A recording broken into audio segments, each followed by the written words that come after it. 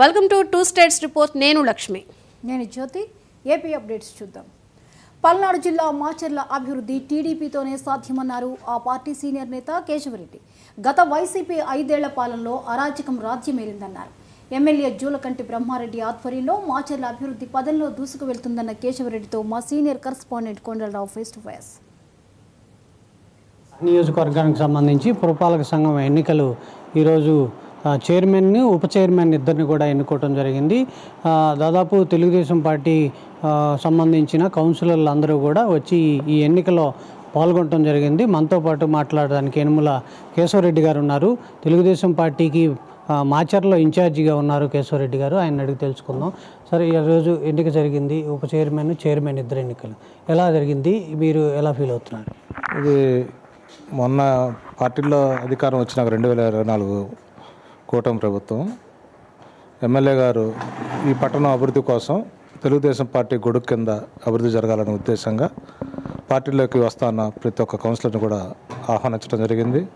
అందరూ వచ్చి పార్టీలో వాళ్ళు ఇష్టానుసారంగా వచ్చి కండవ కప్పుకొని పార్టీలో చేరడం జరిగింది. కూటమి ప్రభుత్వంలో ఈ ప్రభుత్వం వచ్చిన దగ్గర నుంచి కూడా మాచర్లకి ఒక 3 కోట్ల నిధులు వచ్చి ఉన్నాయి. అవి ఇప్పుడు వార్డుల్లో రిక్వైర్మెంట్ ఏముందో చూసి ఎన్ని ఖర్చు పెట్టాలనే ఉద్దేశంగా ఈ చైర్మన్ మాదార్ గారు ఎన్నిక తర్వాత వార్డు వైజ్ పర్యటన చేసి అన్ని ఖర్చు పెట్టే విధంగా ఆలోచన చేస్తున్నారు కమిషనర్ గారితో చర్చించి. ఈ ఎన్నిక అనేది పార్టీ నిర్ణయం మేరకు, ఎమ్మెల్యే గారి నిర్ణయం మేరకు మదార్ గారిని చైర్మన్గా, సిద్ధమ్మ గారిని, ఎర్రాకుల సిద్ధమ్మ గారిని వైస్ చైర్మన్గా నిర్ణయించడం జరిగింది ఎమ్మెల్యే గారు. ఈరోజు ఎమ్మెల్యే గారు అందుబాటులో లేనప్పటికీ కూడా వారి ఆదేశానుసారం మేమందరం కలిసి మదార్ గారిని చైర్మన్ సీట్లో కూర్చోబెట్టడం జరిగింది. అట్నే ఎర్రాకుల సిద్ధమ్మ గారిని వైస్ చైర్మన్ సీట్లో కూర్చోబెట్టడం జరిగింది. అది ప్రజాస్వామ్యబద్ధంగా అందరూ కలిసి ఎన్నుకోవడం జరిగింది. ఎలక్షన్ అబ్జర్వర్గా డిఎఫ్ఓ గారు వచ్చారు అధికారిగా, ఎలక్షన్ అబ్జర్వర్గా.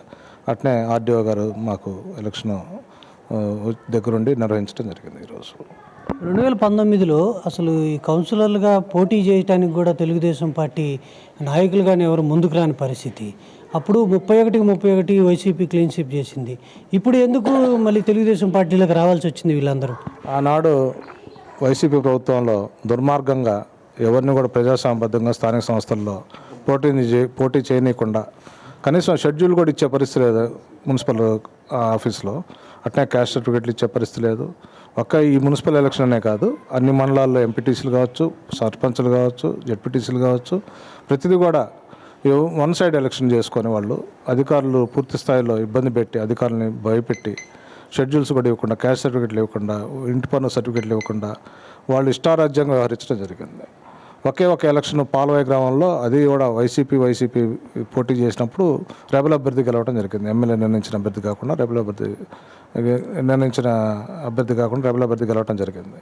ప్రజాస్వామ్యంగా పోయినసారి ఏ ఎలక్షన్ జరగలేదు. ఇక్కడ అంతా ఇనానిమస్గా రాసుకోవటం పేర్లు, కనీసం షెడ్యూల్ కూడా ఎవరికి ఇవ్వలేదు. అంత దుర్మార్గంగా గత గవర్నమెంట్లో ఎక్స్ఎమ్మెల్యే గారు రామకృష్ణారెడ్డి గారు నిర్వహించి ఆ రకంగా అందరూ ఎవరు కూడా ప్రజాస్వామ్యంగా పబ్లిక్లో గెలిచిన వాళ్ళు ఎవరు లేరు.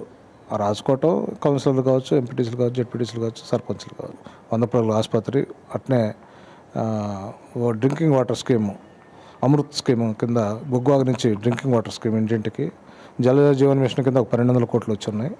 అట్నే రోడ్స్ 4 రోడ్లు వచ్చినాయి 117 కోట్లకి శాంక్షనింగ్ అయ్యింది. ఇంకా టెండర్ కూడా కాల్ఫర్ చేయటమే. అట్లానే కేంద్రీయ విద్యాలయం మాచర్లో, తాళపల్లి వస్తే అది మాచర్లో షిఫ్టింగ్ జరుగుతుంది. రోడ్డు వైండింగ్ కూడా కార్యక్రమం మొదలుపెట్టాలనే ఆలోచన ఎమ్మెల్యే గారు ఉన్నారు. ఈ రోడ్డు వైండింగ్ అయితే కొంచెం వ్యాపారస్తులకు కానీ వెసులుబాటు, పబ్లిక్ ట్రాఫిక్ ఇబ్బంది లేకుండా పోతుందని మేము అనుకుంటున్నాం. అట్లానే ఉన్న స్థలాలన్నీ మున్సిపాలిటీకి ఆదాయం వచ్చే విధంగా కమర్షియల్ కాంప్లెక్స్ నిర్వహించాలని, ఈ ఆఫీసులు ఏదైతే R&B ఆఫీసు కావచ్చు, మున్సిపల్ ఆఫీసు, MRO ఆఫీసు, లేదు ఈ ఫారెస్ట్ ఆఫీస్ అన్నీ పట్టణం నడిబొడ్డున ఉన్నాయి. MDO ఆఫీసు, ఇవన్నీ ఒకే వేదిక మీదకి తీసుకొచ్చి ఒక టవర్స్ కట్టి ఆడికి తీసుకొచ్చి ఈ ప్లేసులు మొత్తం కమర్షియల్ ప్లేసులు చేసి వ్యాపారస్తులకి, చిరు వ్యాపారాలు చేసుకునే వాళ్ళకి మటన్ మార్కెట్ కావచ్చు, ఫ్రూట్ మార్కెట్ కావచ్చు, ఇతరత్ర వ్యవహారిక ఫ్లవర్ మార్కెట్ కావచ్చు, దాన్ని డివైడ్ చేసి ఆదాయం పెరిగే విధంగా మున్సిపాలిటీకి ఆదాయం పెరిగిన ద్వారా అందరికీ ఇబ్బంది లేకుండా జీతాభత్యాలు కావచ్చు, డెవలప్మెంట్ ప్రోగ్రామ్స్ కావచ్చు, అన్నీ చేసుకునే దానికి వెసులుబాటుగా ఆలోచన చేస్తున్నారు ఎమ్మెల్యే గారు. దానికి అందరూ కూడా సహకరిస్తారు, వ్యాపారస్తులు, ఉద్యోగస్తులు కూడా సహకరిస్తారని మేము అనుకుంటున్నాం. అది మొత్తంగా ఈరోజు మాచర్ల పురపాలక సంఘం సంబంధించి ఉప ఎన్నిక ఎన్నిక జరగటం జరిగింది. అందులో చైర్మన్ ఉప చైర్మన్ ఇద్దరిని కూడా ఎన్నుకోవడం జరిగింది.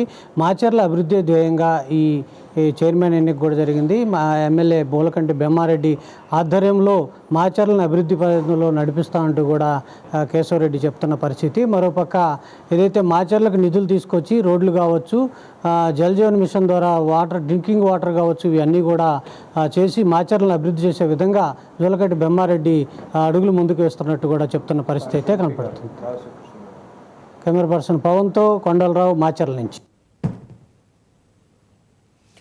కూటమి ప్రభుత్వానికి వ్యతిరేకంగా రేపు వెన్నుపోటు దినం నిర్వహిస్తామని చెబుతోంది వైసీపీ. రాష్ట్ర వ్యాప్తంగా నిరసనలు, ర్యాలీలు నిర్వహించాలని జగన్మోహన్ రెడ్డి పిలుపునిచ్చారు. ఉమ్మడి కడప జిల్లాలో వైసీపీ నిరసనలు, ఆందోళనలు నిర్వహించేందుకు రెడీ అయింది. ఇక దీనిపై మరింత సమాచారాన్ని మా ప్రతినిధి రాజు అందిస్తారు. వైఎస్ఆర్ కాంగ్రెస్ పార్టీ అధినేత వైఎస్ జగన్మోహన్ రెడ్డి కూటమి ప్రభుత్వంపై మరి సంవత్సరం గడిచినా కూడా ఇచ్చినటువంటి హామీలు నెరవేర్చలేదని చెప్పి రేపటి దినము వెన్నుపోటు దినముగా దినముగా కూడా పిలుపునివ్వడం జరిగింది. అందులో భాగంగా రాష్ట్ర వ్యాప్తంగా నిరసన కార్యక్రమాలు కూడా చేపట్టాలని కూడా జగన్మోహన్ రెడ్డి ఆదేశాలు ఇవ్వడం జరిగింది.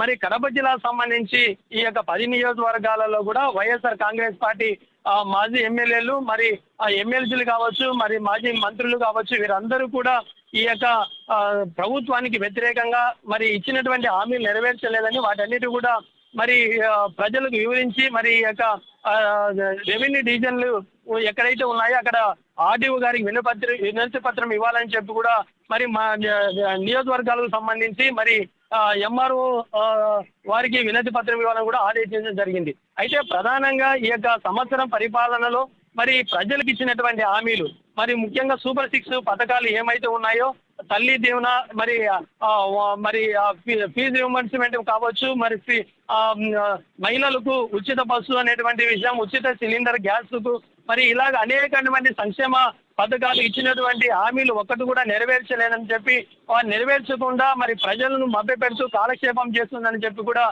వైఎస్ఆర్ కాంగ్రెస్ పార్టీ అధినేత మరి వైఎస్ జగన్మోహన్ రెడ్డి పిలుపునివ్వడంతో కూడా మరి అదే విధంగా ఈ యొక్క రాజధాని విషయంలో కూడా రాజధాని పేరు చెప్పి వేల ఎకరాల భూములను కూడా ప్రజల నుంచి, రైతుల నుంచి కూడా తీసుకుంటున్నారు. కావలసింది కొంత అయితే మరి ఎక్కువ తీసుకొని వాటిని వారి ఇష్టానుసారంగా కూడా ఈ యొక్క భూములను స్వాహా చేస్తున్నారని చెప్పి వైఎస్ జగన్మోహన్ రెడ్డి స్వయంగా ఆరోపణ చేసుకుంటున్నారు. ఈ యొక్క రేపటి జరగబోయేటువంటి ఈ యొక్క వెన్నుపోటు దినానికి రాష్ట్ర వ్యాప్తంగా ముఖ్యంగా కడప జిల్లాలో కూడా ఈ యొక్క కార్యక్రమాన్ని నాయకులు, కార్యకర్తలు, ప్రజలందరూ పాల్గొని విజయవంతం చేయడానికి కూడా వైఎస్ జగన్మోహన్ రెడ్డి పిలుపివ్వడం జరిగింది. Over to studio. కూటమి ప్రభుత్వం ఏర్పడి ఏడాదైంది. ఒకే రోజు 2 పండుగలు అంటూ జనసేన వినూత్న కార్యక్రమానికి శ్రీకారం చుట్టింది. రాక్షస పాలన పోయింది, సుపరిపాలన వచ్చిందంటూ ఈ నెల 4న ఉదయం సంక్రాంతి ముగ్గులతో, సాయంత్రం బాణసంచాలతో దీపావళిని జన సైనికులు జరుపుకోబోతున్నారు. దీనిపై మరింత సమాచారాన్ని మా ప్రతినిధి మస్తాన్ ఫుల్ డీటెయిల్స్ అందిస్తారు. కూటమి ప్రభుత్వం ఏర్పడి సంవత్సర కాలం పూర్తవుతున్న నేపథ్యంలో జనసేన కార్యక్రమాన్ని అయితే కనుక తీసుకొచ్చింది. ఈ సుపరిపాలన వచ్చి సంవత్సర కాలం అయిందని కూడా రేపు సంక్రాంతి, దీపావళి 2 ఒకటే రోజు చేసుకోవాలని కూడా నిర్ణయించడం జరిగింది. ఇదే అంశానికి సంబంధించి జనసేన జిల్లా అధ్యక్షులు చింతా సురేష్ బాబు గారు మనతో ఉన్నారు. వారిని అడిగి కొన్ని విషయాలు తెలుసుకునే ప్రయత్నం చేద్దాం. సార్, సంవత్సర కాలం కూటమి ప్రభుత్వం వచ్చి రేపు సంక్రాంతి, దీపావళి 2 కార్యక్రమాలు ఒకే రోజు చేయాలని కూడా అధిష్టానం మీకు పిలుపునిచ్చింది. కార్యక్రమం ఏ విధంగా చేయబోతున్నారు, అసలు దీని కాన్సెప్ట్ ఏంటి? జనసేన పార్టీ ఆధ్వర్యంలో ఈరోజు కూటమి ప్రభుత్వం ఏర్పడి సంవత్సర కాలము అవుతున్న తరుణంలో పీడ విరగడై ఏడాది, సుపరిపాలన ప్రారంభమై ఏడాది అనే ఒక కార్యక్రమం ఈరోజు సంవత్సరం క్రితం రాష్ట్రంలో ప్రజలందరూ కూడా ఏ రోజైతే ఈ కూటమి ప్రభుత్వానికి పట్టం కట్టారో 4వ తేదీ, ఈరోజుకి సంవత్సరం పూర్తయిన సందర్భంలో ఒకేసారి ప్రజల జీవితాల్లో ఒక సంక్రాంతి, ఒక దీపావళి పండుగలు వచ్చినంత సంతోషంగా ఈరోజు ప్రజలు రాష్ట్రంలో ఉన్న పరిస్థితిని మనం అందరం కూడా ఒకసారి గుర్తు చేసుకుంటూ రేపు ఉదయమే ప్రతి ఇంటి వాకిట్లో కూడా సంక్రాంతి ముగ్గులను అలంకరించి సంక్రాంతిని మైమర్పించే విధంగా ఒక పండుగను, అలాగే రాత్రి దీపాలను అందరూ కూడా వెలిగిస్తూ, అలాగే బాణసంచాన్ని పేలుస్తూ కూడా దీపావళి కూడా వచ్చిన సందర్భంలో ఈ పీర వేడుకలై ఆంధ్రప్రదేశ్లకు సంవత్సరం అయిందని మరొకసారి గుర్తు చేసుకుంటూ దాన్ని అందరినీ ప్రజలకు కూడా తీసుకువెళ్ళి రాబోయే కాలంలో ఖచ్చితంగా కూడా ఈ కూటమి ప్రభుత్వంలో సంక్షేమం, అభివృద్ధి జోడి గుర్రాల మీద పరిగెత్తిస్తూ 5 సంవత్సరాల్లో రాష్ట్రాన్ని ప్రప్రథమ స్థానంలో తీసుకెళ్ళడానికి ఎన్డీఏ కూటమి ఖచ్చితంగా పనిచేస్తుంది. ప్రజలందరికీ భరోసా కల్పించే విధంగా మేము ఈ కార్యక్రమాలను ముందుకు తీసుకెళ్తాం. సార్, ఇప్పటికే కూటమి ప్రభుత్వంలో మీరు భాగస్వాములు. ఈ సంవత్సర కాలంలో కర్నూలు జిల్లాలో ఎటువంటి అభివృద్ధి జరిగాయనుకుంటున్నారు? ప్రజలు ఏ విధంగా భావిస్తున్నారు ఈ మీటింగ్? ఖచ్చితంగా అభివృద్ధి అర్ధరాత్రిలో జరగదు. ఈరోజు చూస్తున్నాం కూడా కర్నూలు జిల్లాలో పెద్దపేట అంటే ఇప్పుడు ఓరవకల్ కారిడార్ వస్తూ ఉంది. కర్నూలు రూపురేఖలు మారిపోబోతున్నాయి. ఈరోజు చూస్తున్నాం పెద్ద పెద్ద కంపెనీలు ఇక్కడికి రాబోతుంది. కర్నూలులో యువత భవిష్యత్తు మారబోతుంది. 3 సంవత్సరాల్లో కర్నూలు నుంచి ఎవరు కూడా చదువుకున్న విద్యార్థులు కూడా వేరే రాష్ట్రానికి కానీ వేరే రాష్ట్రాలకు పోయే పరిస్థితి ఉండదు. అందరూ కూడా ఇక్కడే ఉద్యోగ అవకాశాలు కల్పించే విధంగా ఇక్కడ మంత్రివర్యులు టీజీ భరత్ గారి ఆధ్వర్యంలో కూడా పెద్ద ఎత్తున కార్యక్రమాలు నిర్వహిస్తున్నారు. పారిశ్రమలను తీసుకొచ్చే విధంగా ప్రయత్నం చేస్తున్నారు. మేమందరం ఖచ్చితంగా నమ్ముతున్నాం కర్నూలు జిల్లాలో పెద్ద ఎత్తున పరిశ్రమలు వచ్చి యువతకు అందరూ కూడా ఉద్యోగ అవకాశాలు కల్పించి తద్వారా అభివృద్ధిని ముందుకు తీసుకెళ్తారని మేము. ఎందుకంటే పేరునా ఈ నోటికి మైక్ కనపడితే అలా నోటికి వచ్చినట్టు మాట్లాడు. నీకు సిగ్గుందా పేరునా అని చెప్తున్నా. నువ్వేం చెప్పినావు కరోనా పీరియడ్లో? ఏం చెప్పినావు? కరెంటు బిల్లులు మాఫీ చేసినామని చెప్పినావు. ప్రతి థియేటర్కి 10 లక్షల రూపాయలు 25 పైసలు వడ్డీగా ఇస్తున్నాము. నీకు సిగ్గు లేదు? ఒక జీవో పాస్ చేసి 3 ఏళ్ళు మీ ప్రభుత్వం కొనసాగినా కూడా 1 నెల కరెంటు బిల్లు కూడా మీరు మాఫీ చేయలేకపోయినా మరి నువ్వు నీ జీవోల గురించి మాట్లాడుతావు. నీకేమైనా సిగ్గుందా? ఈ ప్రభుత్వం ఏం చేసిందో ఒకసారి కనుక్కో. నువ్వు ఎవడో మైక్ పెట్టే లోపల ఎవడో పేపర్ రాస్తే మాట్లాడే కదా. సినిమా మీద అవగాహన ఉంది, థియేటర్ల మీద అవగాహన ఉంది. ఈరోజు సినిమా థియేటర్లో ఏమైంది, రెగ్యులర్గా చెకింగ్స్ ఉన్నాయి. ఎక్కడైనా కానీ థియేటర్లో నువ్వు అంతమ్మొద్దు ఇంతొద్దు అమ్మొద్దని ఎవరి మీద రైట్స్ చేయడం అంటే రెగ్యులర్ చెకింగ్స్, రెన్యువల్ చెకింగ్స్ ఉంటాయి. అది కూడా నీకు అవగాహన లేకుండా మాట్లాడి ఏదైనా ఒక థియేటర్లో సీజ్ చేసిన దాఖలాలు ఎక్కడైనా ఉన్నాయా? బుద్ధి జ్ఞానం లేకుండా మాట్లాడుకుంటా మైక్ పెడితే ఏది పడితే మాట్లాడుతున్నావు. నువ్వు ముందు అవగాహన తెలుసుకొని మాట్లాడాలని తెలియజేస్తున్నావు. Thank you. ఇది చెప్తున్న పరిస్థితి. రేపైతే కనుక ఊరూరా పండగ వాతావరణం అయితే నిలవబోతుంది. జనసేన సైనికులతో పాటు అందరూ ప్రేక్షకులు కూడా దీనిలో ప్రజలు కూడా మొత్తం పాల్గొని పూర్తి విజయవంతం చేయాలని కూడా ఇక్కడ కోరుతున్న పరిస్థితి అయితే కనిపిస్తుంది. కెమెరామెన్ స్నేహంతో మస్తాన్, ఓవర్ టు స్టూడియో. పైలాన్ను వైసీపీ నేతలు కూల్చివేశారని ఆరోపించారు ఎమ్మెల్యే కావ్య కృష్ణారెడ్డి.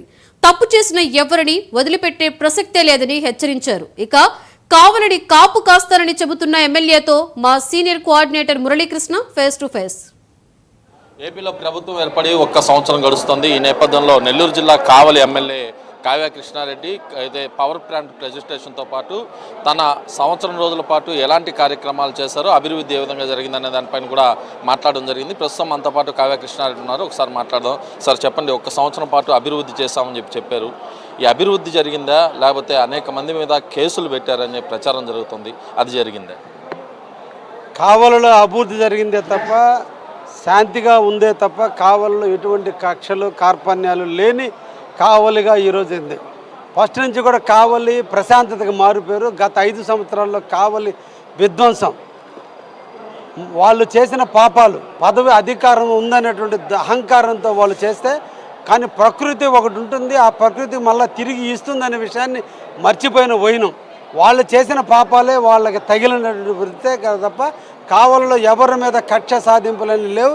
ఈరోజు ప్రజలు యథేచ్ఛగా బతుకుతున్నారు. ఒకప్పుడు వాళ్ళ పరిపాలన ప్రజలు బయటకు వస్తే కనిపిస్తే వాడి వెనకుండే ఆస్తులు తెలుసుకుంటే ఆస్తులను ధ్వంసం చేస్తారని ఇళ్లలో నుంచి ప్రజలు యథేచ్ఛగా వాళ్ళ కళ్ళకి ఎదురుకు వచ్చేటువంటి పరిస్థితి లేదు. ఈరోజు ప్రజలు తండోపతండాలుగా నా దగ్గరకు వస్తున్నారు, నాతో యథేచ్ఛగా మాట్లాడుతున్నారంటే ప్రజలతో మేము ఎలా మమేకం అయ్యామనేటువంటి విషయం తెలుస్తుంది.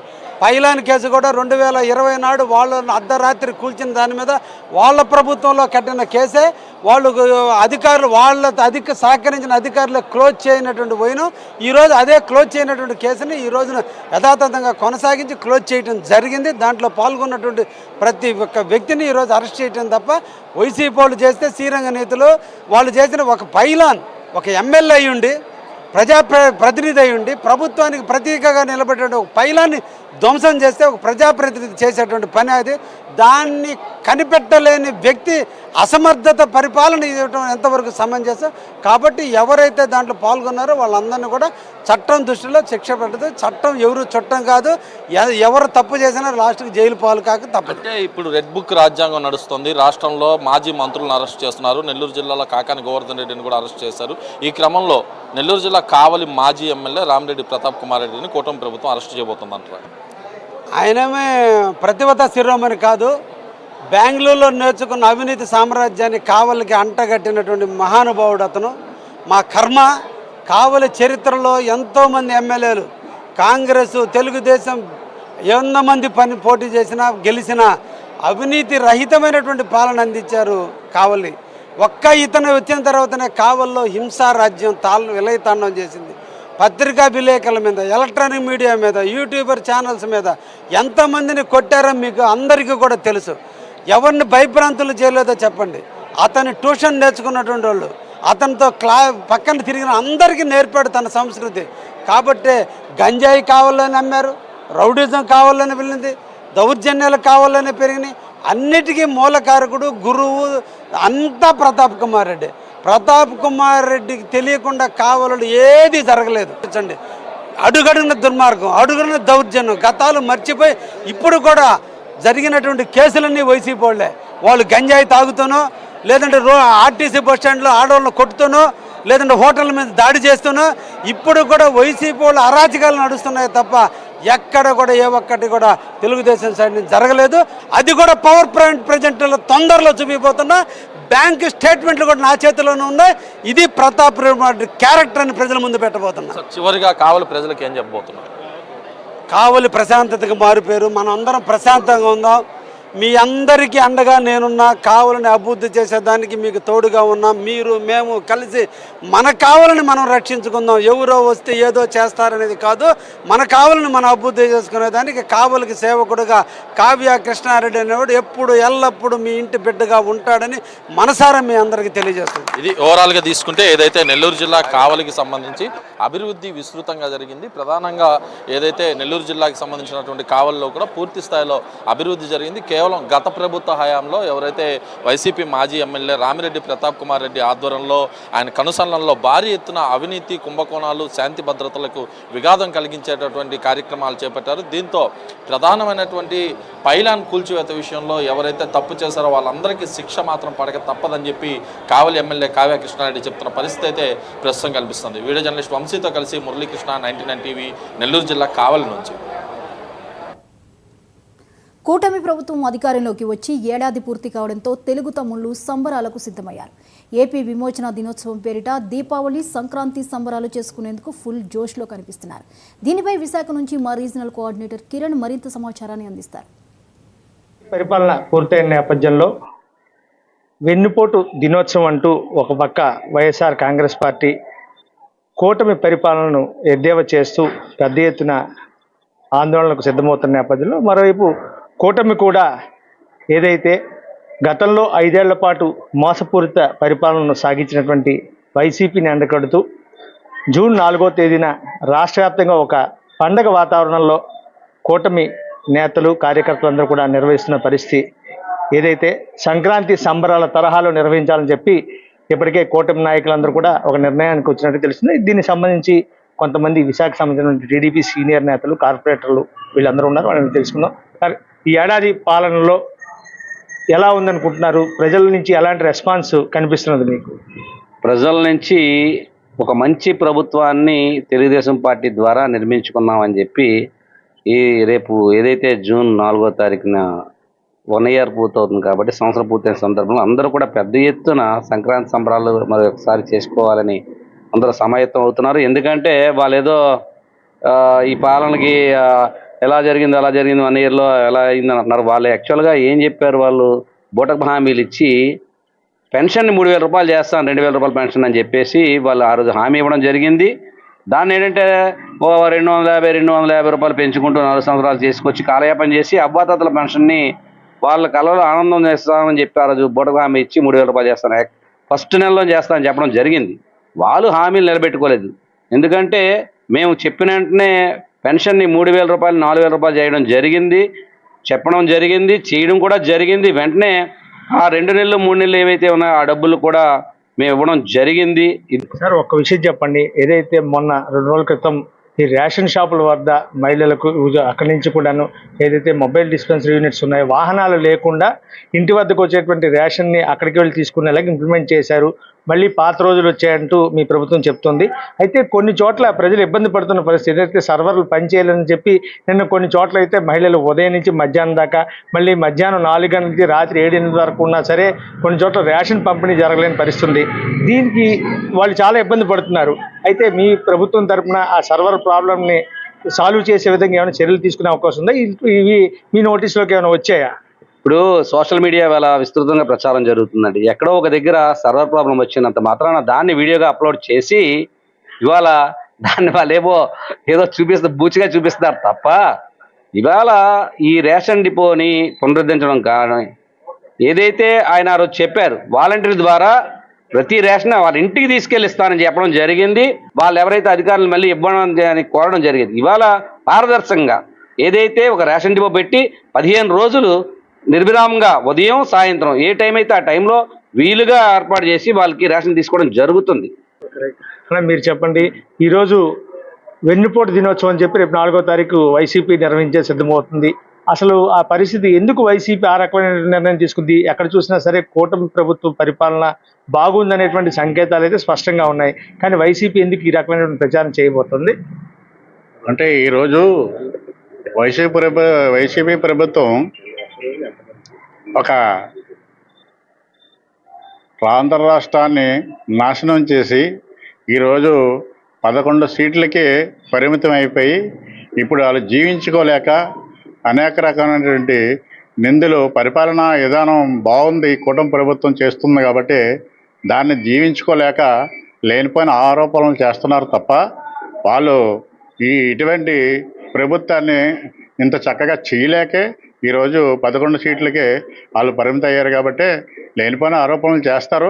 కానీ మన టీడీపీ గవర్నమెంట్ ఈరోజు కూటమి ప్రభుత్వం ఏదైతే ఉందో అది చక్కగా నిర్మించేస్తుంది. ఎటువంటి ప్రాబ్లం అయితే లేదు. జనాల్లో మంచి స్పందన ఉంది. మాకున్నటువంటి ఆ జనాలు స్పందిస్తే చాలు. కార్యకర్త ఏదో అపోజిషన్ నాయకులతో మాకు ఎటువంటి ఇదైతే లేదు. వాళ్ళు అలాగే ఏదో మాట్లాడుకుంటారు. ఏడాది పరిపాలన తర్వాత సంక్రాంతి సంబరాలు, దీపావళి సంబరాలు జరుపుకోవాలని చెప్పి ఇప్పటికే కూటమి నాయకులందరూ కూడా ఒక నిర్ణయానికి వచ్చారు. ఏ రకంగా చేయబోతున్నారు సంక్రాంతి సంబరాలు, దీపావళి సంబరాలు? దశ నిర్దేశం చేయలేదు కానీ డెఫినెట్గా మేము సంబరాలు చేసుకుంటాం. అందరు జనాలు కూడా మాతో పాటు భాగస్వాములు అవుతారు. ఎందుకంటే ఇంత మంచి ప్రభుత్వం ఏర్పరచుకున్నందుకు వాళ్ళు కూడా భాగస్వాములే కాబట్టి అప్డేట్గా ప్రతి ఒక్కరికి 99% ప్రతిరోజు ఇచ్చి ఆ 1% ఏదైతే ఉందో అది మరుసటి రోజు ఇచ్చే పరిస్థితి వారి వివిధ కారణాల వల్ల జరుగుతుంది. ఇది ప్రస్తుతం మనం చూసుకుంటే టీడీపీ నేతలు చెప్తున్నాను బట్టి ఖచ్చితంగా జూన్ 4వ తారీఖున ఒక పండగ వాతావరణంలో ఏదైతే పార్టీ అధిష్టానం పిలుపునిచ్చిన నేపథ్యంలో సంక్రాంతి, దీపావళి సంబరాలను రాష్ట్ర వ్యాప్తంగా నిర్వహించుకుంటామని చెప్పి మరోవైపు ఏదైతే ప్రభుత్వం ప్రవేశపెట్టినటువంటి సంక్షేమ పథకాలు మొట్టమొదటిసారిగా మనం చూసుకున్నట్టయితే పెన్షన్ పెంపుతో పాటు సెలవు వస్తే ఒకరోజు ముందుగానే ఇంటింటికి వెళ్ళి ఏదైతే వాలంటీర్ వ్యవస్థ లేకపోతే పెన్షన్ల పంపిణీ సాధ్యం కాదని చెప్పి గత వైఎస్ఆర్ కాంగ్రెస్ పార్టీ చెప్తున్న మాటలను సవాల్ తీసుకుంటూ ఈరోజు కూటమి ప్రభుత్వం ప్రతి ఇంటికి వెళ్ళి పెన్షన్ అందిస్తున్న పరిస్థితి చూస్తూనే ఉన్నారని చెప్పి ఇంకో పక్క వెన్నుపోటు దినోత్సవం అని చెప్పి వైఎస్ఆర్ కాంగ్రెస్ పార్టీ చెప్తున్నది. అంటే ఈ కూటమి ప్రభుత్వ పరిపాలనను జీర్ణించుకోలేక కనీసం 11 సీట్లకే పరిమితమైనటువంటి వైసీపీ ఈరోజు ఈ రకమైనటువంటి కుట్రలు పన్నుతుందని చెప్పి టీడీపీ నేతలందరూ కూడా చెప్తున్న పరిస్థితి. కెమెరామెన్ రాజ్తో కిరణ్ కుమార్, 99 టీవీ వైజాగ్. ఇక తెలంగాణ అప్డేట్స్లోకి వెళితే మంచిర్యాల మత్స్యకారులకు ఉపాధి కల్పించే చెరువుపై కబ్జాదారుల కన్ను పడింది. ఇంకేముంది, కబ్జా చేస్తున్నారు. దీంతో మత్స్యకారులు మేల్కొని చెరువు పరిరక్షణ కోసం నడుం బిగించారు. న్యాయం కోసం ఆందోళన బాటపట్టారు. మత్స్యకారులు చేపట్టిన ఆందోళనపై మా ప్రతినిధి శ్రీనివాస్ మరింత సమాచారాన్ని అందిస్తారు. చెరువులను కూడా చెరబడుతున్నారు రియాల్టర్లు. చెరువులను కూడా వదిలిపెట్టకుండా ఆక్రమించుకుంటున్నారు. చెరువులలో మట్టి పోసి యథేచ్ఛగా ప్లాట్లు చేస్తూ విక్రయిస్తున్నారు. అదేవిధంగా చాలామంది చెరువులను ఆక్రమించి తమకు ఉపాధి లేకుండా చేస్తున్నారని చెప్పేసి కొంతమంది మత్స్యకారులు అయితే చెరువుల వద్ద ఆందోళన చేస్తున్నటువంటి పరిస్థితి ఉంది. ప్రస్తుతానికి మనము చూసినట్టయితే మంచిర్యాల జిల్లాలోని లక్షటిపేట మున్సిపాలిటీలోని ఇటిక్యాల ఊర చెరువు వద్ద ఉన్నాం. ఈ ఊర చెరువు వద్ద మత్స్యకారులు అయితే ఆందోళన చేస్తున్నారు. చెరువుని కాపాడండి బాబు, మా ఉపాధిని కోల్పోకుండా చూడండి అని చెప్పేసి కనబడిన వారినల్లా వేడుకుంటున్నామని చెప్పేసి ఇక్కడైతే మనకు చెప్తున్నటువంటి పరిస్థితి. సో ప్రస్తుతానికి ఈ ఆందోళన చేస్తున్నటువంటి క్రమంలో కొంతమంది మత్స్యకారులు మనతో ఉన్నారు. అసలు ఈ చెరువు సంగతి ఏంది, ఎవరు కబ్జా చేశారు, ఎంత కబ్జా చేశారు, అసలు ఏం జరిగిందనే విషయాలు వారి మాటల్లోనే అడిగి తెలుసుకునే ప్రయత్నం చేద్దాం. అసలు ఏంటి ఈ ఇటిక్యాల గ్రామ చెరువుకు సంబంధించి ఎప్పటి నుంచో ఒక వివాదం అయితే కొనసాగుతున్నటువంటి పరిస్థితి. అసలు ఏం జరిగింది ఈ చెరువు, ఎందుకు మీరు ఆందోళన చేస్తున్నారు? మేము లక్షపేట ఇటిక్యాల చెరువు గంగాపుత్ర సంఘ సొసైటీ నెంబరు, మేము దగ్గర ఒక 600 మంది సొసైటీ నెంబర్లు ఉన్నాం. ఈ ఊర చెరువు అనేది పెద్ద చెరువు, మన ఇటిక్యాల చెరువు, ఈ గొలుసుకట్ట చెరువు. దీనికి వాటర్ రావాలన్నా కానీ మాకు వేరే గంపలపల్లి చెరువు నుండి వాటర్ రావాలి. అయితే గత 10 సంవత్సరాల నుండి మేము పోరాటం చేస్తున్నాం. మాకు ఎఫ్టెల్ బఫర్ జోన్ పెట్టండి అని ఎంఆర్ఓకు, ఆర్డీఓకు, మన ఇరిగేషన్ కలెక్టర్ ఆఫీస్కు గత 10 సంవత్సరాల నుండి వినతి పత్రాలు ఇచ్చుకుంటూనే వస్తున్నాం. ఎందుకు ఎఫ్టీఎల్ బఫర్ జోన్ నిర్ధారించాలని చెప్పేసి పోరాటం చేస్తున్నారు? అసలు ఏం జరుగుతుంది? అయితే రియల్ ఎస్టేట్ చేస్తున్నాం. అవి ఇప్పుడు సినిమా టాకీస్ లేకుండే అప్పుడు మేము 10 ఏళ్ళ కిందట అప్పుడే నిర్వహిస్తానంటే అప్పుడు మేము అడిగితే లేదు మా పట్టా ల్యాండ్లు మేము చేసుకుంటామంటే సరే మీరు పట్టాలని చేసుకోండి, మాకు బాట నిర్ణయించి చేసుకోండి. ఎందుకంటే మా చెరువు ఇప్పుడు బఫర్ జోన్ ఉన్నది, ఎఫ్టీఎల్ ఉన్నది, అది మాకు హద్దులు నిర్వహించి మీరు ఎక్కడికి వస్తే అక్కడికి పెట్టుకోండి, మేము అద్దంటలేము. ఇప్పుడు దీనికి వాటర్ రావాలన్నది వాటర్ రాకుండా ఇప్పుడు ఈ మధ్యకాలంలో మొన్న మట్టి తీయడానికి పర్మిషన్ ఇచ్చిండు. సరే పర్మిషన్ ఇచ్చిండు, మాకు సంతోషం, చెరువు లోతు అవుతుంది. ఆ మట్టి ఎక్కడ పోయాలి, ఇటుక బట్టీలకని ఇచ్చిండు. అది మంచిర్యాల ఒక వ్యాపారికి ఇచ్చిండు. తీసుకెళ్ళకుండా ఇదంతా మొత్తం చెర్లనే పోసి లేవల్ చేసుకుంటుండు. ఏమన్నా అంటే మొన్న కలెక్టర్ను ఎమ్మెల్యే గారు వస్తే మేము వినతి పత్రం ఇవ్వడానికి పోతే సర్వే చేశారా? సర్వే సర్వే చేసి ఎక్కడో బార్డర్ పెట్టిండట, కానీ అది మాకు ఇక్కడే కనిపించలేదు. ఆ రోజు వచ్చినప్పుడు ఏంటంటే మేము మమ్మల్ని రానిచ్చలేదు. రియల్ ఎస్టేట్లకు ఫోన్లు చేసి ఇక్కడికి పెడతాను ఇక్కడ పెడతాను అట్లా చెప్పుడు. తప్పుడు సర్వే చేసిండ్రని చెప్పేసి భావిస్తున్నాం. మినిమం 100%కు దాదాపు 200% తప్పు చేసిండ్రు. ఇది ఎవరు రాకుండా మమ్మల్ని పోలీస్ ఫోర్స్ తోటి, అంటే రియల్ ఎస్టేట్లకేమో ఇన్ఫర్మేషన్ ఒకట, మేము వస్తేనేమో మమ్మల్ని దూరం కొట్టుడు. అదే ఎందుకు ఎస్ఐ గారు కానీ, డిఈ కానీ, ఏఈ కానీ, ఎంఆర్ఓ కానీ మా 100 మంది ఉంటే మా దగ్గరికి రారు. సినిమా ట్యాక్సీలు వచ్చి చర్చలు జరిపిస్తారు. సినిమా ట్యాక్సీలో కూర్చుండి అవన్నీ మంత్రాలు జరుపుతారు. మేము రమ్మంటేనేమో రారు వాళ్ళు. అంతేందుకు ఏఈ గారు ఉన్నారు కదా, ఇప్పుడు నా ఫోన్ పోతే వాడు ఇట్లా అనుకుతాడట. మరి ఏందో ఏమో నేను చేసిన అందరి లెక్కలు నేను క్వశ్చన్స్ చేస్తా. నాకంటే అన్న నువ్వు ఇట్లా కాదు అట్లా కాదు, నువ్వు క్వశ్చన్స్ మా దగ్గర లేవు అది అంటాడు. మాకు ఏది ఏమైనా మంచిగా నువ్వు క్వశ్చన్స్ ఇచ్చినా ఇవ్వకుండా మాకైతే ఎఫ్టీఎల్ బాడను ఒక సక్రమంగా నిర్మించి అది చేయాలి. లక్షటిపేట మున్సిపాలిటీలోని ఇటిక్యాల ఊర చెరువు చరిత్ర ఇది. జీవనోపాధి మీద దెబ్బతీస్తున్నారని చెప్పేసి అయితే ప్రధానంగా ఇక్కడ వీరు ఆందోళన చేస్తున్నాం. గత కొంతకాలంగా ఈ ఆందోళన కొనసాగుతున్న అధికారులు తమను ఎవరు పట్టించుకోవడం లేదని చెప్పేసి అయితే ఆవేదన వ్యక్తం చేస్తున్నటువంటి పరిస్థితి ఉంది. అధికారులకు చెప్పినా లేకుంటే ఇటు మీడియాకి చెప్పినా మీడియాకు బెదిరింపులు కూడా చేస్తున్నటువంటి పరిస్థితి, మీడియాను బెదిరిస్తున్నారు అని కూడా ఆరోపణలు వినిపిస్తున్నటువంటి పరిస్థితి. ఏది ఏమైనప్పటికీ వాళ్ళ ప్రధానమైనటువంటి డిమాండ్ అయితే ఒక క్లారిటీ ఉంది. బఫర్ జోన్, చెరువు శిఖం అండ్ ఎఫ్టీఎల్ ఎక్కడి వరకు వస్తుందో అక్కడ వరకు సక్రమంగా మా మత్స్యకారుల సమక్షంలోనే హద్దులు నిర్ణయించినట్టయితే మాకు దీనికి సంబంధించి వివాదము ఏమీ ఉండదు. కానీ అధికారులు తమను విలువకుండా వారు ఇష్టమైనట్టుగా చేస్తున్నారని చెప్పేసి అయితే ప్రధానంగా ఆరోపిస్తున్నటువంటి పరిస్థితి ఉంది. ఇది ఇక్కడి తాజా పరిస్థితి. వీడియో జర్నలిస్ట్ సారాయ్తో శ్రీనివాస్, మంచిర్యాల జిల్లా నుండి. భూ వివాదాలు పరిష్కరించేందుకు భూభారతి చట్టాన్ని తీసుకువచ్చింది కాంగ్రెస్ ప్రభుత్వం. ఇన్నాళ్ళు భూ సమస్యలకు పరిష్కారం దొరక్క రైతులు రోధించారు. ఇప్పుడు భూభారతి ద్వారా భూ సమస్యలకు పరిష్కారం చూపుతుందంటున్నారు వ్యవసాయ కార్మిక సంఘం నేత పిమిడి హనుమంతరావు. దీనిపై మరింత సమాచారాన్ని మా ప్రతినిధి చిర్రార్ రవి ఫుల్ డీటెయిల్స్ అందిస్తారు. తెలంగాణ రాష్ట్రంలో భూభారతి చట్టం కోసం పెద్ద ఎత్తున ఏదైతే ప్రభుత్వం కసరత్తు చేస్తుంది. ఇప్పటికే ఈ రోజు నుండి అనేక గ్రామాల్లో ఉన్నటువంటి రెవెన్యూ సదస్సులు నిర్వహించడం జరుగుతుంది.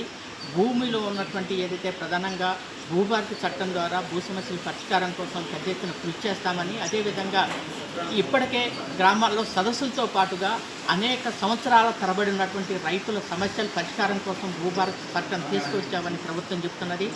ఈ భూభారతి ద్వారా అనేక గ్రామాల్లో ఉన్నటువంటి ఇప్పటికే సర్వే నెంబర్లో భూమి కానీ, అట్లాగే అనేక గ్రామాల్లో ఉన్నటువంటి భూ వివాదాలు పరిష్కారం అవుతాయని, అట్లాగే కోర్టులో ఉన్నటువంటి చట్టాలకు సంబంధించినటువంటి ఏదైతే వాటిని కూడా మొత్తంగా పరిష్కారం చేస్తామని ప్రభుత్వం చెప్తున్న సందర్భంలో ఇక్కడనే రైతు కూలీ సంఘం సంబంధించినటువంటి జిల్లా కార్యదర్శి హనుమంతరావు గారు ఉన్నారు. వారిని అడిగి గ్రామ స్థాయిలో రెవెన్యూ వ్యవస్థ ఎలా పనిచేస్తుంది, అట్లాగే భూభారతి చట్టం అనేటువంటిది ఇప్పుడు ప్రభుత్వం తీసుకొచ్చిన దాని మీద వారిని అడిగి మరిన్ని విషయాలు తెలుసుకున్నాయి.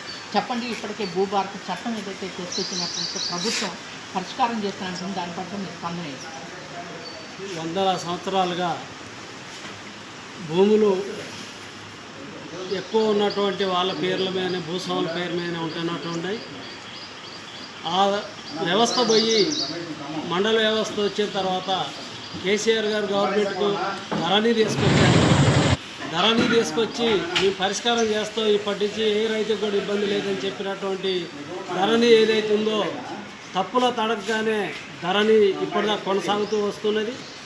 ఆ ధరణిలో కూడా రైతులకి భూమి ఉంటుంది, సర్వే నెంబర్ లేదు. సర్వే నెంబర్ ఉంటుంది, భూమి లేదు. ఇవాళ రైతులు చెప్పులు అరిగినా కొద్ది తిరిగినా తహసీల్దార్ ఆఫీసులో తిరిగిన ఇవాళ రైతుల పరిష్కారం దొరకట్లేదు. అదే క్రమంలోనే కాంగ్రెస్ ప్రభుత్వం, ఇందిరమ్మ ప్రభుత్వం మాదని వచ్చినటువంటి ప్రభుత్వంలో కూడా భూభారతి చట్టాన్ని తీసుకొస్తుంది గవర్నమెంటు. అది జూన్ 2నే ప్రారంభం అన్నారు. ఈ రోజు నుంచి రెవెన్యూ సదస్సులు పెడతారు. గ్రామాలలో రైతుల మధ్య రాజకీయ నాయకుల మధ్య వివాదాలు జరిగే పరిస్థితి ఉన్నటువంటిది. దీంట్లో ప్రభుత్వ అధికారులే ఇన్వాల్వ్ కావాలి. ఏ రైతుకైతే భూమి ఉండి సర్వే ఎక్కట్లేదో, సర్వే నెంబర్ నుండి భూమి లేనటువంటి రైతుకి ఖచ్చితంగా దగ్గరుండి అమలు చేస్తేనే ఇది భూభారతి చట్టం అమలైంది తప్ప ఈ గత ప్రభుత్వానికి ఈ ప్రభుత్వానికి కూడా తేడా లేకుండా పోతే రేపు రైతులు ప్రభుత్వాల మీద తిరగబడే పరిస్థితి, ప్రమాదం కూడా ఉన్నది. ఇప్పటికైనా ప్రభుత్వ అధికారులకి సరైనటువంటి పూర్తి అధికారం ప్రభుత్వానికే ఇవ్వాలి. రాజకీయ నాయకులకి ఏ పార్టీ అధికారంలో ఉంటే ఆ పార్టీ వాళ్ళకి ఇస్తే ఇవాళ ఇందిరమ్మ ఇళ్ళు కూడా అదే పరిస్థితిలో ఉన్నాయి. లేనోడికి ఇల్లు రావట్లేదు, ఉన్నోడికే వస్తున్నాయి. అది వాళ్ళ పార్టీ లీడర్లకే వస్తున్నటువంటి పరిస్థితి ఉంది. భూభారతి కూడా భూమి ఉన్నటువంటి నిరుపేదలకు దక్కట్లేదు, చిన్న రైతులకు దక్కట్లేదు. భూస్వాములు, దొరలు ఎప్పుడో ఇక్కడ వదిలేసి అమ్ముకొని పోయినటువంటి దొరలు భూస్వాములకే మళ్ళీ వాళ్ళకే భూభారతి చట్టాన్ని కూడా అమలయ్యే విధంగా చేస్తుంది అనేది మేము అనుమానం వ్యక్తం చేస్తున్నాం. అట్లా కాకుండా రైతుల పక్షాన్నే ప్రభుత్వం ఉన్నట్లయితే కొంతమేరకైనా పరిష్కారం చేస్తే రేపు రైతులు భవిష్యత్తులో ఈ ప్రభుత్వాన్ని కూడా గుర్తుపెట్టుకోగలుగుతారని అఖిల భారత ప్రగతిశీల వ్యవసాయ కార్మిక సంఘం ఖమ్మం జిల్లా కమిటీ నుంచి ఇప్పుడు ఓకే, ఇక్కడనే ఏదైతే ప్రధానంగా భూభారతి చట్టం ఏదైతే ఉందో అది రైతులకు ఉపయోగపడే విధంగా సమస్యలు, రైతాంగ సమస్యలు పరిష్కారం చేసే విధంగా ఉండాలి. అది దొరలకు అట్లా భూస్వాములకు ఉపయోగపడే విధంగా ఉండకూడదని చెప్పేసి తిమ్మిడి హనుమంతరావు గారు వ్యవసాయ కార్మిక సంఘం ఖమ్మం జిల్లా కార్యదర్శి గారు చెప్తున్నారు. కింద సుధాకర్తో చిర్రారవి, 99 టీవీ ఖమ్మం.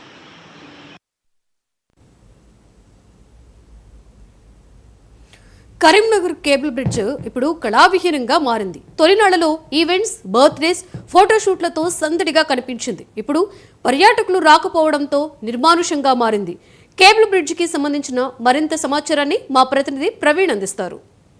నగరాన్ని పర్యాటకంగా అభివృద్ధి చేయడంతో పాటు మానేరు వంతెనపై రద్దీని తగ్గించేందుకు గత బీఆర్ఎస్ ప్రభుత్వం ప్రతిష్టాత్మకంగా కేబుల్ బ్రిడ్జి నిర్మించింది. దీన్ని 300 కోట్ల రూపాయలతోటి నిర్మించిన ఈ బ్రిడ్జ్ ప్రస్తుతానికి మాత్రం శిథిలావస్థకు, అంటే పట్టించుకున్న వారు కానరాక శిథిలావస్థకైతే చేరుతున్న పరిస్థితులు అయితే అంటే తొలినాళ్లలో ఇక్కడ నిత్యం ఫోటోషూట్లు, పర్యాటకులకు సందడి ఉన్నప్పటికీ ఇప్పుడు పర్యాటకులు రాక నిర్మానుష్యంగా మారుతున్న పరిస్థితులు కనిపిస్తున్న. ప్రస్తుతం మనం కరీంనగర్లోని కేబుల్ బ్రిడ్జి వద్ద ఉన్నాం. ఇక్కడ చూడొచ్చు శిథిలావస్థకు చేరిన రోడ్డు నిర్మానుష్యంగా మారిన, అంటే పర్యాటకులు లేక నిర్మానుష్యంగా మారిన పరిస్థితులు అయితే కనిపిస్తా ఉన్నాయి.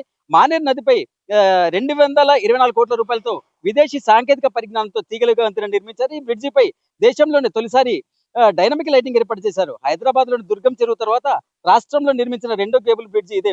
మానేరు నదిపై కరీంనగర్ నుంచి సదాశివులపల్లి మీదుగా వరంగల్ ప్రధాన రోడ్డుకు కలిసేలా దీన్ని నిర్మించారు. 4 వరుసలతో 500 మీటర్ల పొడవు ఉండేలా ఈ బ్రిడ్జిని నిర్మించారు. దీనికి సంబంధించిన ఈ కేబుల్స్ అన్నింటినీ కూడా ఇటలీ నుంచి తీసుకొచ్చిన పరిస్థితులే ఉన్నాయి.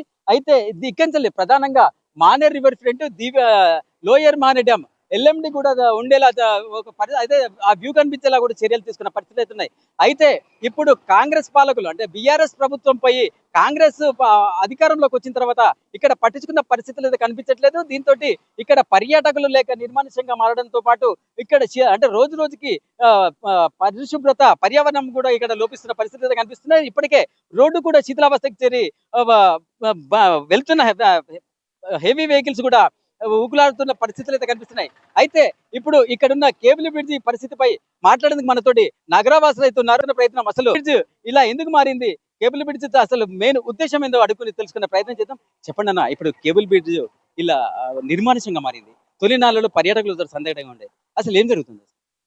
ఈరోజు కరీంనగర్ అంటేనే ఉద్యమాల కిల్ల. మరి ఆ రోజు తెలంగాణ ఉద్యమానికి కూడా ఇది కేంద్ర బిందువుగా ఉన్నటువంటి నగరం.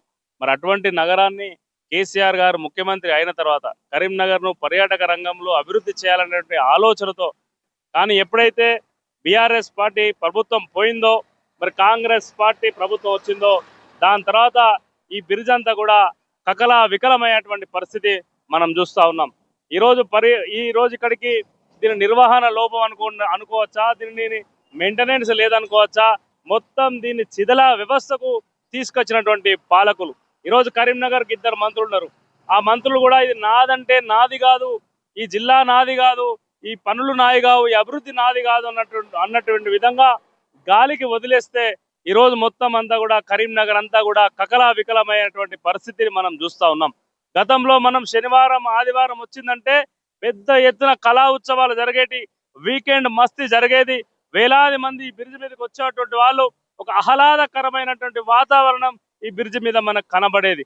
కానీ ఈరోజు చూస్తే ఇలా శనివారం రేపు ఆదివారం ఈ 2 రోజులు కూడా ఒక దీన వ్యవస్థలో ఈ బ్రిడ్జ్ అంతా కూడా ఈ ప్రాంతం అంతా కూడా మారిపోయేటువంటి పరిస్థితి మనం చూస్తా ఉన్నాం.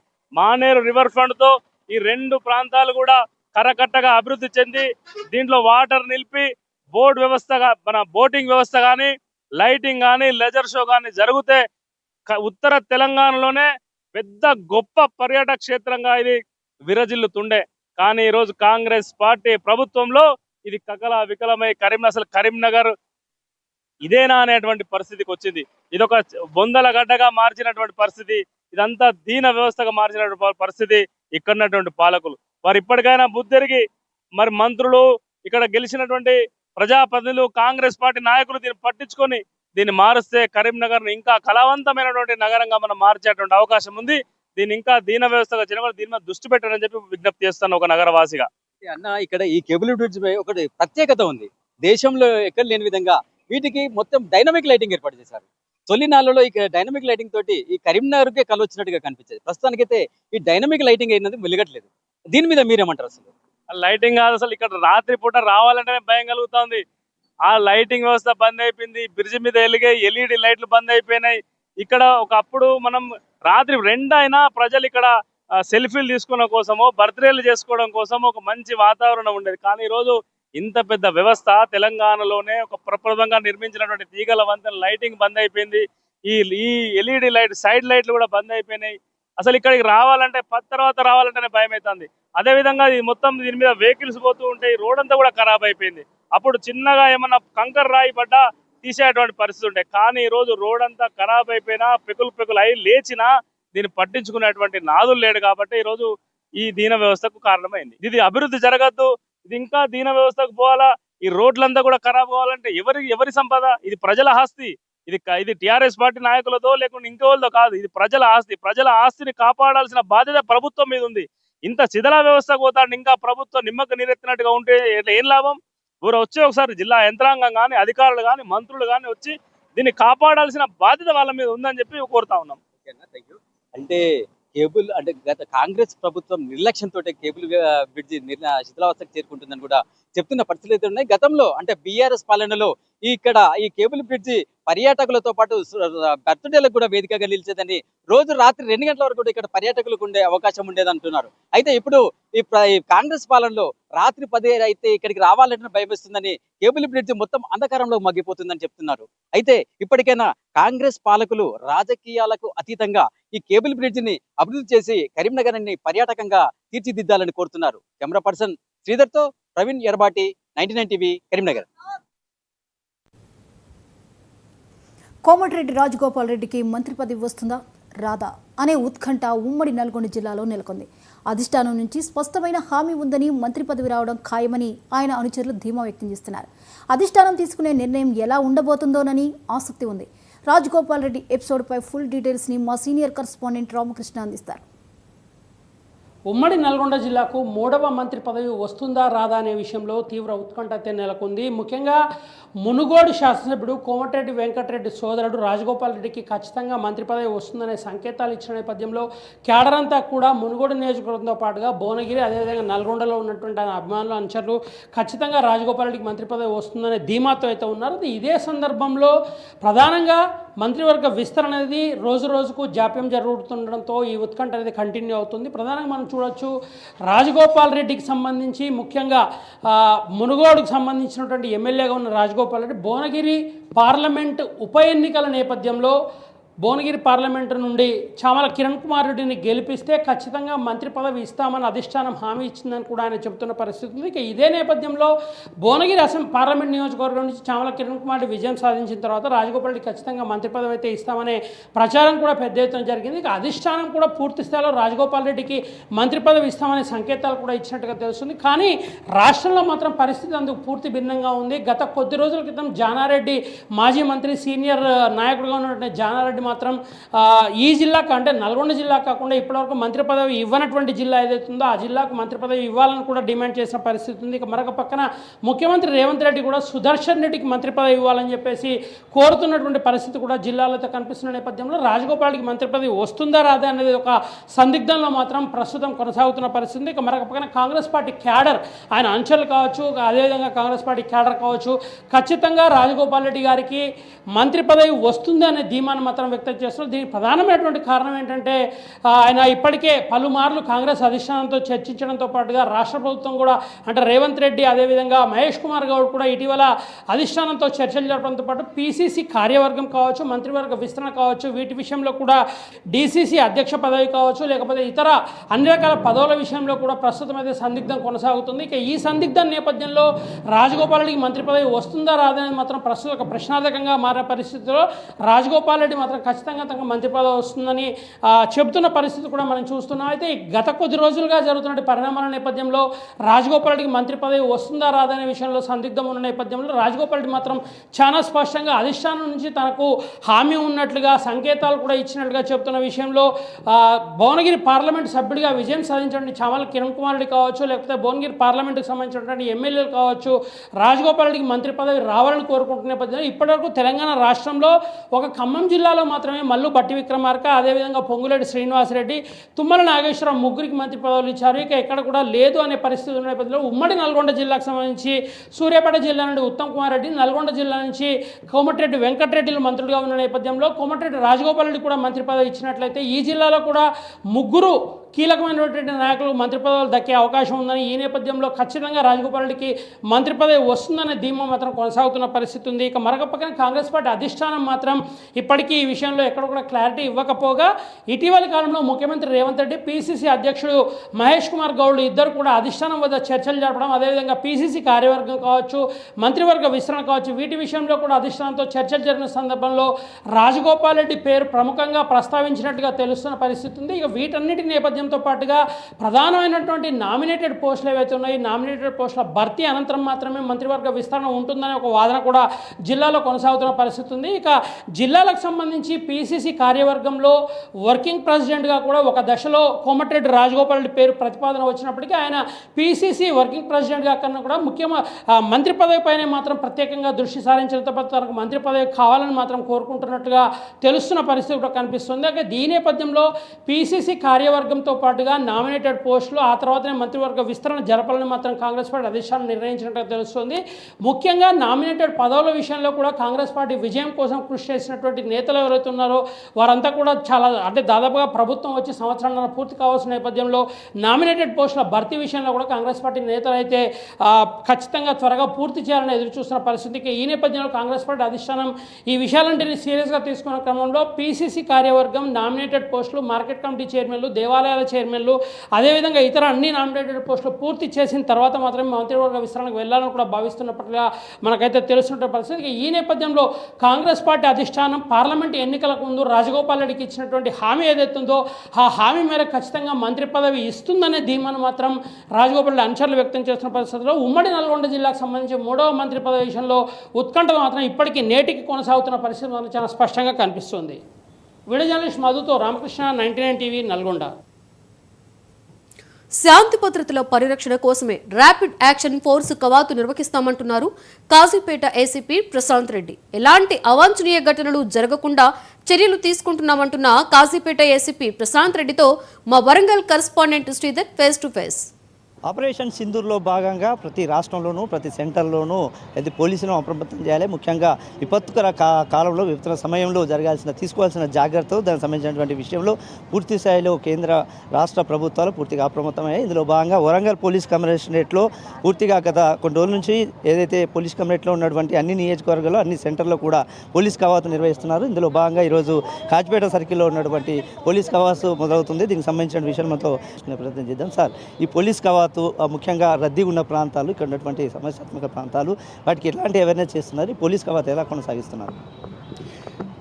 ముఖ్యంగా అందరికీ తెలుసు, పోలీస్ నిద్రాహారాలు మాని ప్రజల సుఖశాంతుల కోసం ప్రతినిత్యం మేము 24 hours రౌండ్ ది క్లాక్ మేము సర్వీస్ చేస్తున్న విషయం ప్రజలందరికీ తెలుసు. ముఖ్యంగా ఈ మధ్య కాలంలో జరిగిన మన పెహల్గాం దాడిలో జరిగిన అప్పుడు ఆపరేషన్ సింధూర్ అని చెప్పేసి మనం యాక్టివిటీస్ చేశాము. తర్వాత ఏంటంటే ఈ విషయంలో కొంత ప్రజల్లో కొంత కన్ఫ్యూజన్ కూడా వచ్చేసింది. సో ఇప్పుడు సర్దుమనిగిపోయి అందరం వీఆర్ ఆల్ యునైటెడ్ అని చెప్పేసి అందరం కలిసిపోయాము. ఇక్కడ కులాలు లేవు, మతాలు లేవు, ప్రాంతాలు లేవు, అందరం కలిసి ఉండాలని చెప్పి ఒక భావనతోని ప్రజల్లో ఏమైనా అభద్రతా భావం ఉన్నా, ప్రజల్లో కొంచెం అలజడిలాగా అనిపించినా, ఏదైనా కన్ఫ్యూజన్ ఉన్నా కూడా వాటన్నిటిని క్లియర్ చేసేసి మనం స్ట్రాంగ్ ఉన్నాము, మీరు సేఫ్ ఉన్నారు, మీ సేఫ్టీ సెక్యూరిటీ కోసం మేము నిరంతరం ఎల్లవేళలా మేము రెడీగా ఉన్నామని చెప్పేసి ప్రజలకి సందేశం ఇవ్వడం కోసం కేంద్ర బలగాలైన ర్యాపిడ్ యాక్షన్ ఫోర్స్, ముఖ్యంగా ర్యాపిడ్ యాక్షన్ ఫోర్స్ ఎప్పుడైనా కూడా కమ్యూనల్ టెన్షన్స్ ఉన్నప్పుడు కమ్యూనల్ హార్మోనీ కోసం అని చెప్పేసి ఒక rapid action force, central force అనేది వస్తుంది. ఈరోజు మనకు 40 మంది ర్యాపిడ్ యాక్షన్ ఫోర్స్ మన కమిషనరేట్కి వచ్చారు. ఇప్పటికే వరంగల్లో, తర్వాత హనుమకొండలో కూడా పోలీస్ కవాత్ అనేది ప్రధాన కూడళ్లలో చేయడం జరిగింది. ఈరోజు మన కాజీపేట ప్రాంతంలో చేస్తున్నాము. మెయిన్ ఏంటంటే సేఫ్టీ సెక్యూరిటీ ఉంది అని చెప్పేసి ప్రజల్లో మీరు నిశ్చింతగా నిబ్బరంగా ఉండండి అని చెప్పేసి ఒక సందేశం ఇవ్వడం కోసం మా యొక్క ఈ ప్రయత్నం. ముఖ్యంగా రద్దీగా ఉన్న ప్రాంతాల్లో జనాలకు ఎలాంటి సూచనలు ఇవ్వబోతున్నారు, ఏం చెప్తున్నారు? ముఖ్యంగా ప్రజలకు మనకు ఇంతకుముందు గతంలో జరిగిన సంఘటనలు చాలా వరకు తెలుసు. రద్దీ ఉన్న ప్రాంతాల్లో ఎప్పుడైనా కూడా కాస్త అప్రమత్తంగా ఉండాలి. తర్వాత ఏమైనా అనుమానిత వ్యక్తులు ఏమైనా అనిపిస్తే వెంటనే డయల్ 100కి చేయాలని చెప్పేసి, తర్వాత ఏమైనా అనుమానంగా వచ్చిన అనుమానంగా కనిపించే వస్తువులు కావచ్చు, బ్యాగ్స్ కావచ్చు, ఏమైనా ప్రదేశాలు ఏమైనా ఉంటే వెంటనే అలర్ట్ ఉండాలి. ఏదైనా జరిగినా, ఏదైనా ప్రమాదం జరిగినా కూడా ముందు జాగ్రత్త చర్యలు తీసుకోవడం విషయంలో ప్రజలకు ఆల్రెడీ డ్రిల్ తెలుసు. ఏదైనా ఎక్స్ప్లోడ్ అవుతుంది అనుకుంటే ప్రజలు పడుకోవాలి, చేతుల కింద పెట్టి పడుకోవాలని చెప్పేసి, తర్వాత ఏమైనా ఫైరింగ్ అయినా జరుగుతున్నా కూడా వెంటనే అందరూ కింద లై డౌన్ కావాలని చెప్పేసి విషయాలు అందరూ తెలుసు. ఇప్పుడు కూడా ఏంటంటే రద్దీ ఉన్న ప్రాంతాలలో ముఖ్యంగా ఏంటంటే ఎప్పుడైనా ఏదైనా అనుమానం అనిపిస్తే వెంటనే ఆ ప్రాంతానికి దూరం ఉండడం, ఆ అనుమానిత వస్తువుకు దూరంగా ఉండడం, తర్వాత అనుమానం వచ్చింటే నాకెందుకులే అని చెప్పి అనుకోకుండా ఒక్క డయల్ 100 చేస్తే క్షణాలలో పోలీసు ఉంటారు. కాబట్టి ప్రజలందరూ ఏంటంటే రద్దీగా ఉన్న ప్రాంతాల్లో కావచ్చు, ఎక్కడ అనుమానిత ప్రాంతాల్లో కావచ్చు కాస్త అలర్ట్గా ఉంటూ కొంత బాధ్యతగా ప్రవర్తిస్తూ ఆ విషయాన్ని మా వరకు చేరవేయాలని చెప్పి మేము కోరుకుంటున్నాం. ఈ విధంగా ఏసీపీ ప్రశాంత్ రెడ్డి గారు చెప్తున్నారు. ప్రధానంగా ఈరోజు జరుగుతున్నటువంటి కవాత్ అయితే ప్రధానంగా కూడా కొనసాగుతుందని చెప్పుకోవచ్చు. ప్రస్తుతం చూడొచ్చు ఇక్కడ మన సెంట్రల్ ఫోర్స్ మేడం ఉన్నారు, వాళ్ళని అడిగి తెలుసుకుంటే. 99 RAF. It's headquarters in Hyderabad, Secunderabad, Hakimpet. We are here last 29th. We started our familiarization exercise here. We emphasizing on the communal harmony. If there is any problems existing here, we will thoroughly check the matters and we will take the steps for further to avoid such type of communal inharmonies. Okay.